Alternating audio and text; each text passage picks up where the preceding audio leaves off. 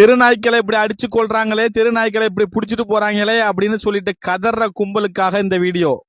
அப்படி கதறவங்க யாருன்னு பாத்தீங்கன்னா, கார்ல போறாங்க பாத்தீங்களா, அந்த மாதிரி சொகுசா இருக்கிறவங்க சாலையோரமா நடந்து போறவங்களுடைய வழியையோ இல்ல டூ வீலர்ல போறவங்களுடைய வழியையோ புரிஞ்சுக்க முடியுமா? முடியாது.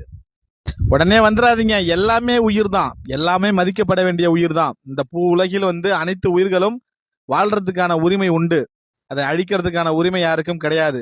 அப்படிங்கிற கண்ணோட்டத்துல நம்ம பார்த்தோம்னாக்க, தங்கை ரிதன்யாவோட சாவுக்கு பெரும்பான்மையா எங்கேயும் யாரும் குரல் கொடுக்கல இந்த போராடுறவங்கள. அப்புறம் பாத்தீங்கன்னா அஜித்குமார் லாக்அப் டெத்ல செத்தாரு பாத்தீங்களா, அதுக்காக யாரும் போராடல, இல்ல அதுக்காக குரல் கொடுக்கல. ஏன் என்ன சொல்ல போனோம்னா, ஜெய்பீம் படத்துல வந்த வழக்கு தான் அது. அதுலயே நடிச்சவங்களே பெரும்பான்மையா யாரும் குரல் கொடுக்கல. கவின்குமார் அவர்கள் ஆணவ படுகொலை செய்யப்பட்டார், அதுக்கும் பெருசா யாரும் குரல் கொடுக்கல.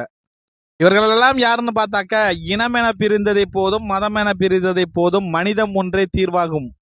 எல்லாத்துக்குமே மனிதம் இருக்கு, இல்லைன்னு சொல்லல. இருந்தாலும் எது எதுக்கு குரல் கொடுக்கணும் அப்படிங்கிற ஒரு அவசியத்தை முதல்ல புரிஞ்சுக்கணும். இதற்கும் குரல் கொடுக்கணுங்கிற தோன்ற உங்களுக்கு ஏன் இவ்வளவு வழக்குகள், இவ்வளவு சச்சரவுகள்லாம் ஏற்பட்டிருக்குல்ல, அதுக்கெல்லாம் ஏன் உங்களுடைய குரல் கொடுக்கலங்கிறது என்னுடைய தனிப்பட்ட ஒரு கேள்வி. அப்படி அவ்வளவு அக்கறையாக இருந்தால், அவ்வளவு ஒரு பாசமா நீங்க எல்லாம் நினைச்சீங்கன்னா, அவ்வளவு மனிதத்தை நீங்க கக்குனீங்கன்னாக்க, உங்க வீட்டுல இருக்கிற ஏசி ரூம்ல நீங்க தெருநாய்க்களை போட்டு வளர்க்க வேண்டியதானே?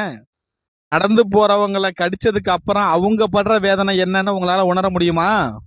எத்தனை ஊசி போடணும், அதுக்கப்புறம் திரும்ப அவங்க எவ்வளவு விளைவுகளை சந்திக்கணும், போடுற ஊசி சரியா அவங்களுக்கு உடம்புல சரியா செயல்படாம போயிடுச்சுனாக்கா, அதுக்கப்புறம் ஒரு கட்டத்துக்கு மேல அவங்க வாழ்வு எவ்வளவு பாதிக்கப்படணும் உங்களுக்கு தெரியுமா?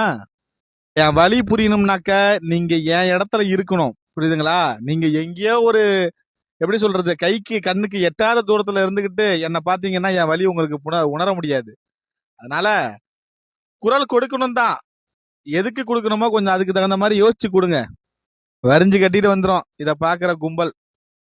மனிதத்தை கக்கிறதுக்கும் என் மேல வன்மத்தை கக்கிறதுக்கும். கக்குங்க பாப்போம்.